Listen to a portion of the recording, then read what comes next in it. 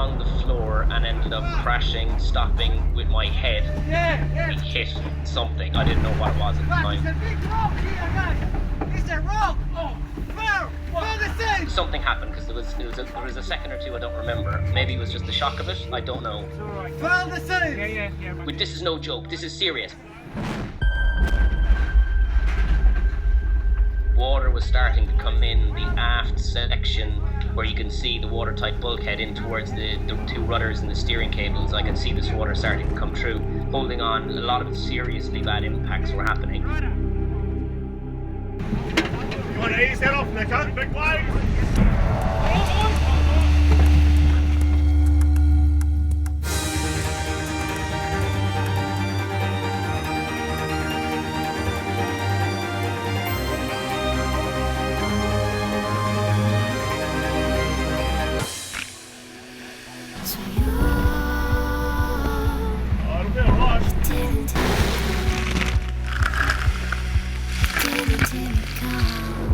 This is the Volvo Ocean Race, one of the toughest offshore races on the planet.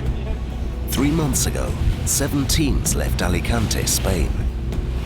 Today, one of them is in extremely dangerous peril.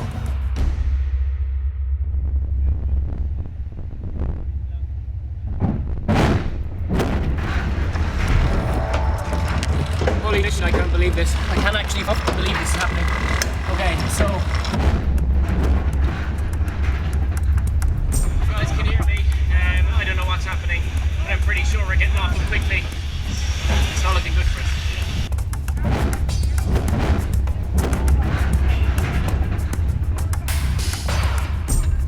At 15:10 UTC, Team Vestas Wind contacted the race control and informed us that they had run aground on a reef just over 200 nautical miles northeast of Mauritius. And they cannot get off. They have tried with engine, they've tried with sails. They have broken both rudders and both dagger boards. And the aft compartment is flooded. On board, the only aim of the team is to stay safe and stick together. 3, 4, 5, 6, 7, 8, 9. With water getting in from all sides, skipper Chris Nicholson has no other choice than to take the drastic decision to abandon the boat. Standing on a reef in the middle of the Indian Ocean, who would have thought it, eh? What did Nico just say?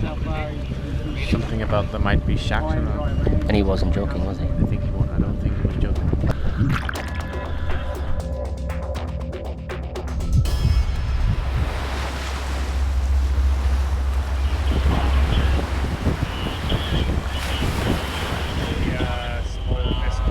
We can see Vestas Wind, we believe, aground, and those guys are somewhere 300 or 400 metres this side of that in the rafts.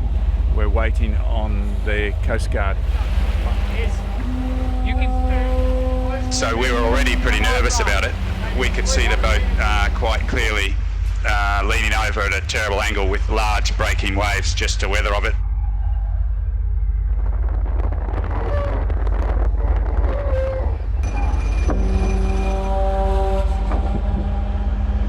For the rest of the fleet, it's a shock. Well, on the charts, it doesn't actually really show it as an island until you zoom in really closely, and a lot of it's submerged coral reefs. As you can see, it's not obvious. It's not obvious that it's land at all. As you zoom in to the chart further, suddenly the land appears. Maybe from the shore it can look stupid to finish on an island like that, but when we are offshore in the middle of nowhere, and there is on the chart there is a blue part, and if you don't go on the maximum of the zoom, you don't see anything. I'm not surprised you can miss them. I'm just imagining the situation if I was at the same situation on a boat. It's very sad, very, very sad. Concerned that they're all okay. I mean, hitting something at 15 knots, you know, normally can be quite a lot of damage. Obviously it is to the boat, but also to people. So I hope firstly that they will survive the hit okay, and now they've got to abandon ship, which is really sad. It's really, really sad waiting to hear news that they're all okay.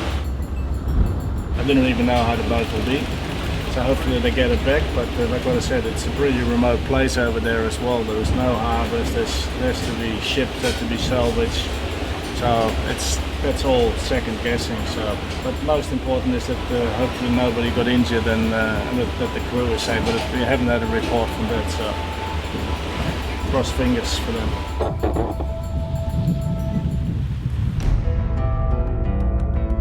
Having given all the help they could, Team Alvimedica is switching back into race mode and is sailing towards the rest of the fleet as they are leaving Mauritius water.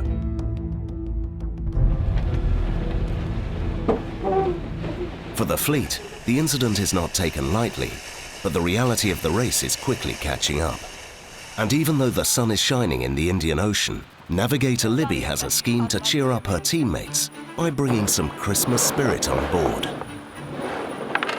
I do like to get excited. I would buy the biggest Christmas tree in the world. I normally have to chop the top off to fit it in my conservatory, and you can only just about open the door to get around it. And then I have another one in my lounge, and I quite like the build up to Christmas. But I can't really have a tree on board and tinsel and pom-poms. However, now to ensure there are no arguments aboard, I have very carefully gone round and labelled each square so people know when to hang their chocolates. So today, where's Abby? I think she's on deck, so basically if she wants to open her advent calendar scratch. It's an exciting day today! It's advent calendar day! You get the first square. Did it alphabetical? Yeah. To avoid arguments. You've written their names. Oh, it's wrapped up as well. I wondered how they were going to fare. Oh, it's a little bit soggy. Maybe we should... Quick, take it down below, take it down below. Thank you. 23rd of December, ripped off. Yeah, it's important in life to have an advent calendar. And silly little things keep people going. A little bit of excitement, gives you a bit of chat. And, just because what you see doesn't mean we don't think about real life. Merry Christmas, Libby.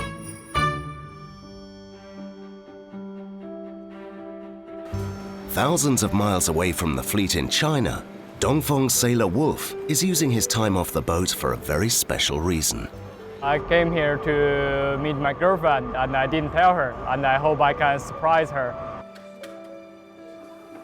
It was completely out of the blue, and we were supposed to have a Skype conversation with him, but he said that his internet has some problems and he probably had to, delay it a bit, and next time he had to delay it again. And I was a bit anxious because I'm sick and I wanted to leave my office as soon as possible, but then I was like, okay, I'm gonna wait for him. And apparently, yeah, here we go, a surprise. But being the girlfriend of an offshore sailor is not always easy, even just to keep in touch. Facebook, Twitter, Instagram, it keeps me updated. Getting worried for this chap who's not eating well, who's not sleeping enough.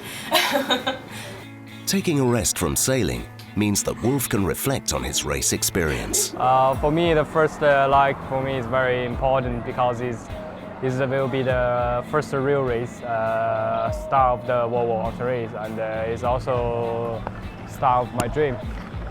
At the beginning it was quite uncomfortable while doing it because you don't know what's gonna happen. It will be my first real Volvo auto race, and I was a bit nervous. And then as the race goes, and you don't have time to worry about yourself. At first 3 days was really tough and really hard, so I was kind of exhausted. After maybe around 10 days, during the first leg, after 10 days, we already began to leading. We passed the two boats just because we go same angle, same sail, we're just faster than them. So I realized, okay, we did a lot of practice, we really did a good job. same angle, same sail, same speed, same people, and we can do faster. So I believe at that time already realized we are a good team. But I think we can do better in the future. Maybe next time we will beat them. No. But for now, Wolf is just enjoying his time off with his loved one. A sailor's life is often tumultuous, so appreciating a moment of calm is also very important.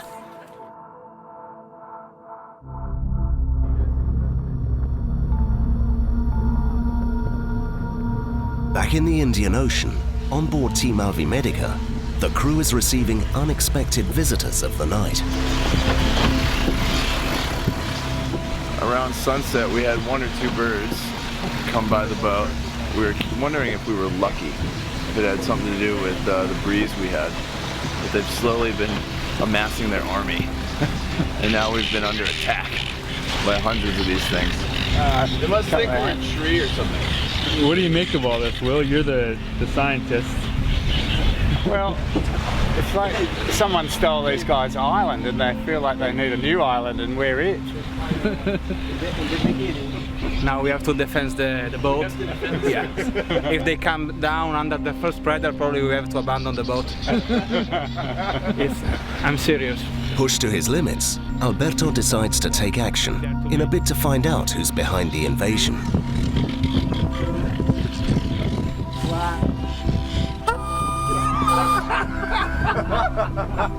They're off!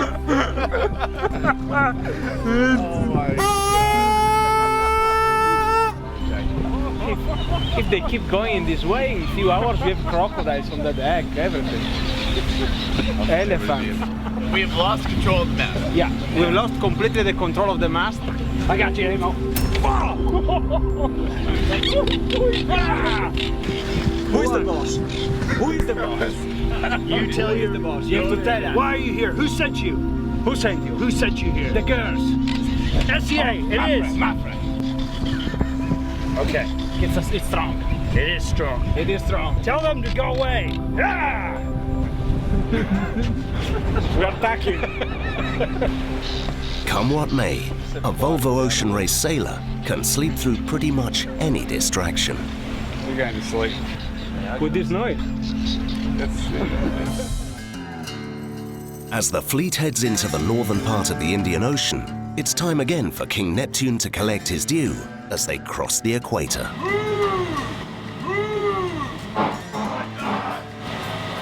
No shoes! No. You've crossed the equator without my permission. So now you must pay the penalty. Que pasa? Que pasa, Neptune? First of all, we're going to cut your hair. Everybody from the northern hemisphere has to cut from this side. Everybody from the southern hemisphere, which is just this man, has to cut from this side. Okay, which tool we use? Which tool we use? Razor. I'll go for razor.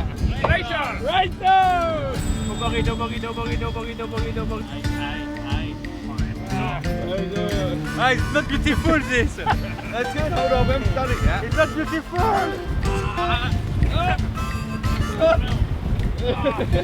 That's good. Welcome to the northern hemisphere, Anto. Let's go. Oh, now it's okay. I have crossed the equator. On Team SCA, King Neptune has chosen a different approach. Welcome to the Equator Spa. Save me if they become too crazy. Today we'll be offering French manicure, eyebrow tint, and body and face makeup. Always more colour is good, and it goes so well with my new shoes. Just relax, enjoy the spa. We're all very well trained, don't worry. I feel really fresh and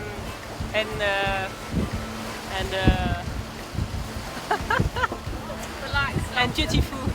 Having been completely tortured myself on a crossing, I think it's only fair that you get your revenge on others when they're crossing for the first time.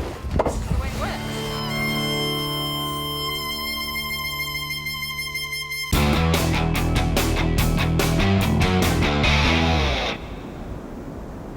Today I will show you how to do water on board and how we live under extreme conditions. Today the extreme condition is the heat. It's very, very hot, and hydration on board is very important. First of all, here is the water maker itself. Here we have where goes the filter and the engines.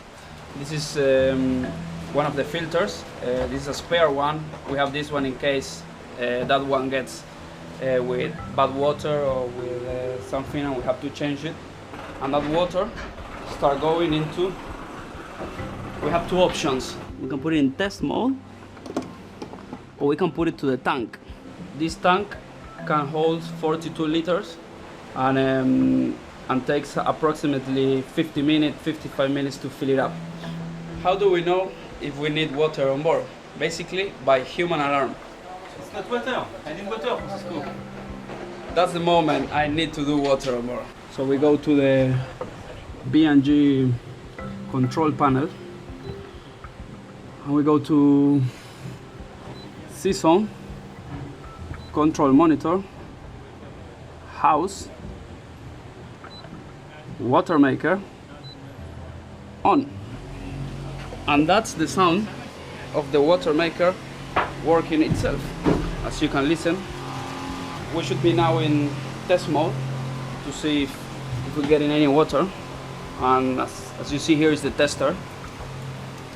Alright, so it's been 5 minutes. I will try it now. It's good. It's good water. It's not salty. It doesn't have a weird taste. So now we send it to the tank. And now we're gonna get water into the tank, and after 50 minutes we're gonna have fresh water that an hour ago was salt water.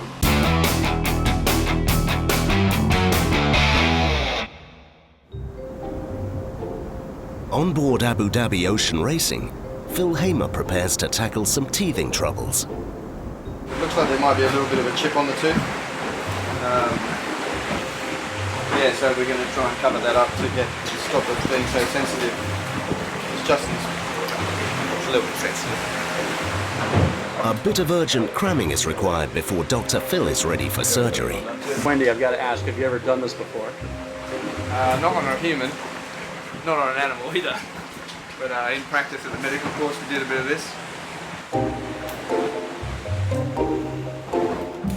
Let's get started, Justin. After mixing up the epoxy, Justin can finally get on the table. It's fingers crossed for calm seas during such a delicate procedure.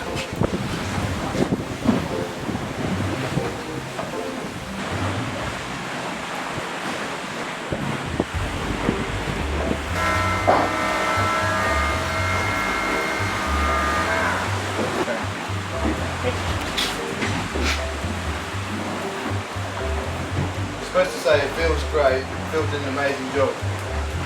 Give me a second. Yes, I'll just get off the table. When did you get the bill? How much an hour do you charge for that? You got to be cheaper than the pros, right? Yeah.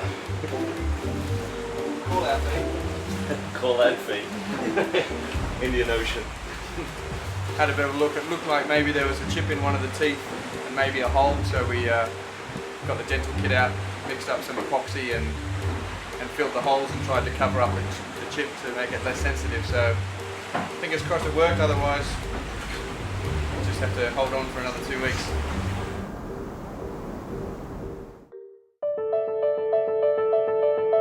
Meanwhile, on St. Brandon Archipelago, the castaways are starting to get organised. That's a mixed feeling day, I think. We had a really rough night, of course, with the boat being damaged and destroyed and fully non-recoverable. But luckily everyone did really well and everyone got off the boat safely and everyone's feeling good, no injuries. We have a life raft, we have a survival suit, we have a bit of food from the boat, and what else can you do than go for a swim now and just figure out how to get out of this island. But yeah, it's a good place to be, to gather your minds and try to think through what actually happened last night. Finally, the Coast Guards turn up to take the team to their local outpost. We're on this island, and these lovely people have just given us everything. Tea, coffee when we came in, made us lunch, made us chicken curry. So in return, we're taking all of our food and our perishables, and we're going to give them to the local guys. And we took all the diesel tanks from the boat, and the guys are going to run it to run their generators for electricity. So we're just going to go see putting all this stuff away. We're going back to the boat now. Maybe it sounded a bit weird after what the boat did to us last night. But now we're gonna go back out and see if we can try to leave the boat in a good manner. Like take all the oil and diesel out of it and clean it up. Get the racks out of the water and all the pieces. There's so much stuff floating around, we don't want to leave that around. It's not a good look.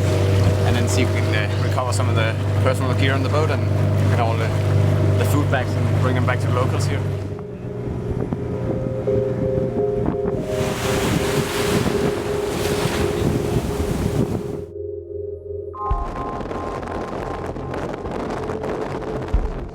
You think it's a bad movie, you sit there and you talk to the Coast Guard last night and they're telling you about everything from what we're dealing with on a technical side, and then they're also asking me to warn the guys that the reef is just riddled full of sharks and barracuda and God knows what else.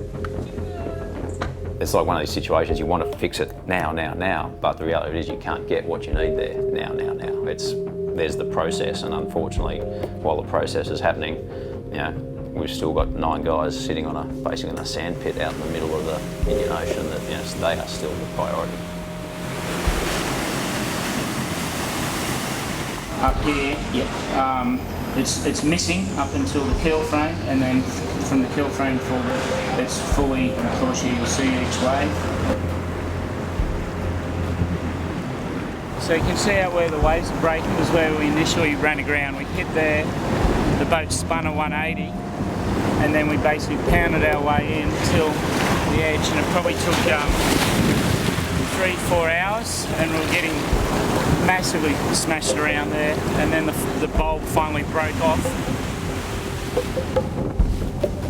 We decided to get off with the boat probably about another 3-4 metres in front of where it was. It kind of all looks pretty almost sedate now, but as you know, anything but time.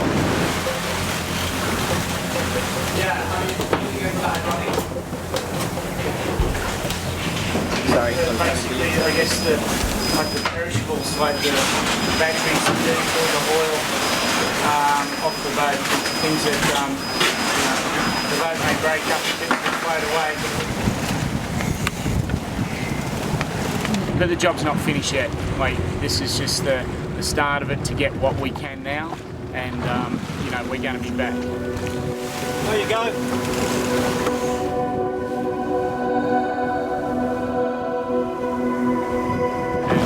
It's obviously it makes me feel quite sick actually when we're pulling it apart and breaking it down, everything that we wanted to take around the world and race with. So,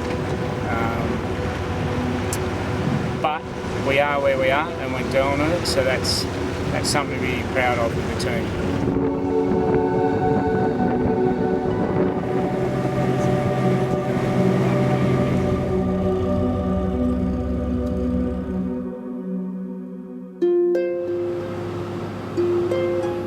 The local Coast Guard here have just been unbelievably good to us. The photos paint a pretty graphic picture of what's going on out there. We could send the US Marines in there. It doesn't make a difference to where it is. The area is so remote. No one can be in a position where you can actually activate what is required to deal with what's there, then the scale of the machinery required to deal with it.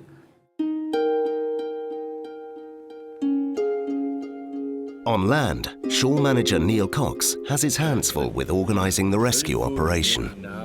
The first stage of the rescue mission is to get the crew back to the mainland, and then the team will have to look into how to rescue the boat itself. Next week, the fleet hits a milestone. We have only 1,000 miles in front of us. We feel closer to Abu Dhabi. Sarah is taking us for a ride. It's more than an experience, it's a life-changing event, really. And finally, Vestas team is getting back to civilization.